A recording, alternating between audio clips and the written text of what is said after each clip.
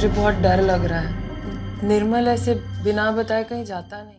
ಚಿತ್ರರಂಗ ಮತ್ತು ಮಾಡೆಲಿಂಗ್ ಲೋಕ ಇಂದು ಒಬ್ಬ ಉದಯೋನ್ಮುಖ ತಾರೆಯನ್ನ ಕಳೆದುಕೊಂಡಿದೆ. ತನ್ನ ನಟನೆ ಮತ್ತು ಸೌಂದರ್ಯದಿಂದ ರಾಜಸ್ಥಾನಿ ಕಲಾಕ್ಷೇತ್ರದಲ್ಲಿ ಗುರುತಿಸಿಕೊಂಡಿದ್ದ ನಟಿ ರೂಪದರ್ಶಿ ಹರ್ಷಿಲ್ ಕಾಲಿಯಾ ಇಂದು ನಮ್ಮೊಂದಿಗಿಲ್ಲ.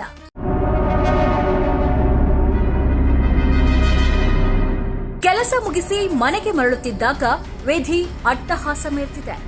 ಜೈಪುರದಲ್ಲಿ ನಡೆದ ಆ ಭೀಕರ ಅಪಘಾತ ಹೇಗಿತ್ತು, ಆಕೆಯ ಕೊನೆಯ ಕ್ಷಣಗಳು ಹೇಗಿತ್ತು, ಈ ವಿಡಿಯೋದಲ್ಲಿ ಸಂಪೂರ್ಣ ಮಾಹಿತಿ ನೀಡಲಿದ್ದೇವೆ.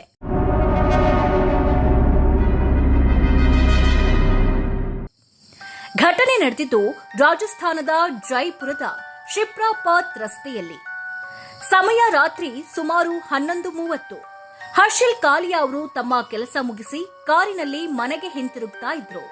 ಆದ್ರೆ ವಿಧಿಲಿಖಿತವೇ ಬೇರೆಯಾಗಿತ್ತು.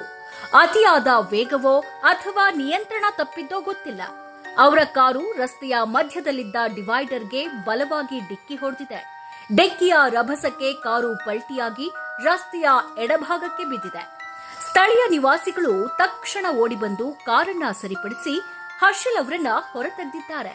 ಆದ್ರೆ ಅಷ್ಟರಲ್ಲಾಗಲೇ ಅವರ ತಲೆಗೆ ಬಲವಾದ ಪೆಟ್ಟು ಬಿದ್ದಿತ್ತು. ರಕ್ತಸಿಕ್ತ ಸ್ಥಿತಿಯಲ್ಲಿದ್ದ ಹರ್ಷಿಲ್ ಅವರನ್ನ ತಕ್ಷಣವೇ ಹತ್ತಿರದ ಖಾಸಗಿ ಆಸ್ಪತ್ರೆಗೆ ಸಾಗಿಸಲಾಯಿತು. ಆದರೆ ವೈದ್ಯರ ಪ್ರಯತ್ನವೂ ಕೂಡ ಫಲಿಸಲಿಲ್ಲ.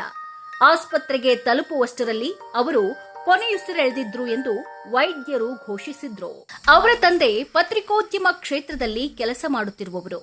ಮಗಳ ಅಗಲಿಕೆಯಿಂದಾಗಿ ಇಡೀ ಕುಟುಂಬ ಇಂದು ಶೋಕ ಸಾಗರದಲ್ಲಿ ಮುಳುಗಿದೆ. ಪೊಲೀಸರು ಸ್ಥಳಕ್ಕೆ ಆಗಮಿಸಿ ಸಿಸಿಟಿವಿ ದೃಶ್ಯಾವಳಿಗಳನ್ನು ಪರಿಶೀಲಿಸಿದ್ದಾರೆ.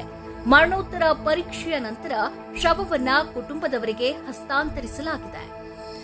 ಈಗ ರಸ್ತೆ ಸುರಕ್ಷತೆಯ ಬಗ್ಗೆ ಮತ್ತೆ ಆತಂಕ ಮೂಡಿಸುವ ಘಟನೆ ಇದಾಗಿದೆ. ಹರ್ಷಿಲ್ ಕಾಲಿಯಾ ಕೇವಲ ರೂಪದರ್ಶಿಯಷ್ಟೇ ಅಲ್ಲ, ಬಹುಮುಖ ಪ್ರತಿಭೆ.